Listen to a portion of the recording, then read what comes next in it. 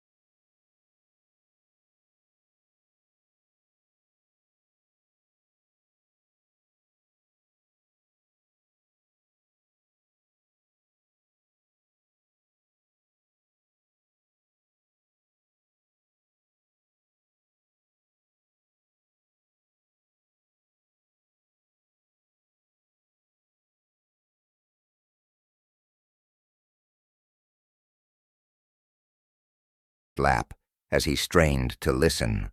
Dismissing it as nothing more than the creaks and groans of the aged structure, he returned to his reading, but the scratching persisted. With each turn of the page, the noise grew louder, more deliberate. It pricked at his nerves and made the hair on the back of his neck stand on end. Was it merely the wind, or perhaps the antics of some forest creature? He shook his head and convinced himself there was nothing to fear, not in a simple cabin far away from the chaos of his life. Eventually, fatigue overwhelmed him. He draped the blanket over his legs and closed his eyes, hoping the comforting silence would wash over him. But as he drifted off to sleep, the scratching morphed into something more frantic. It was as if something, or someone, was desperate to escape its confines.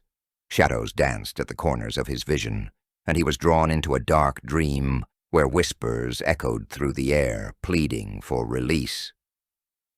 Ethan awoke with a jolt, barely able to catch his breath. The scratching was more pronounced now, unrelenting, urgent.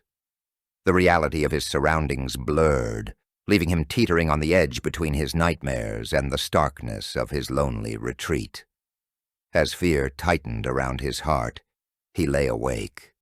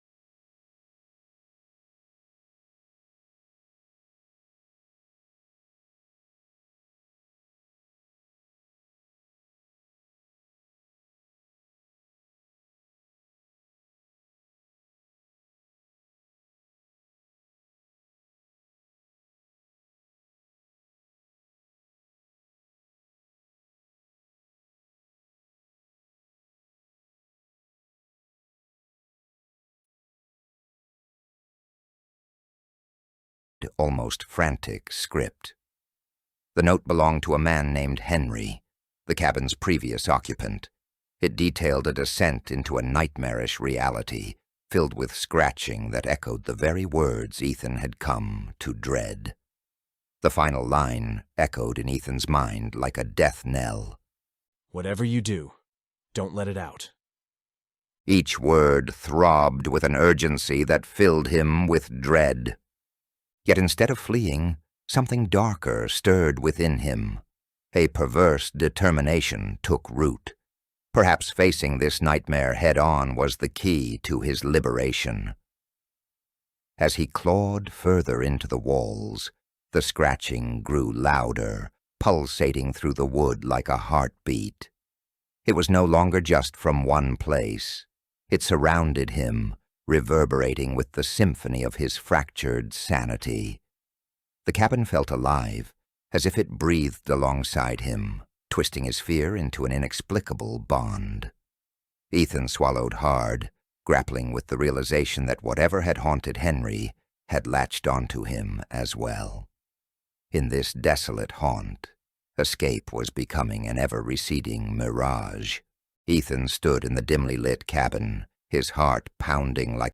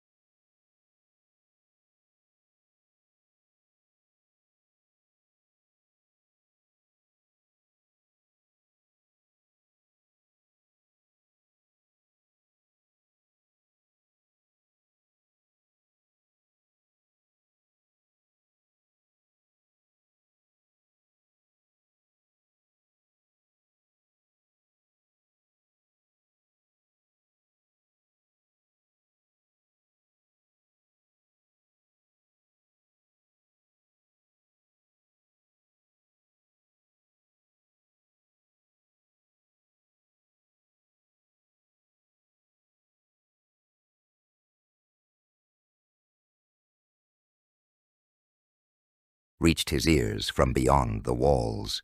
With newfound strength, Ethan cried out. desperation fueling his pleas as he summoned whatever remained of his sanity.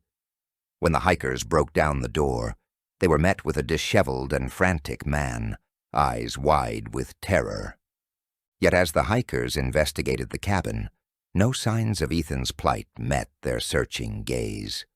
The walls were bare, untouched by madness.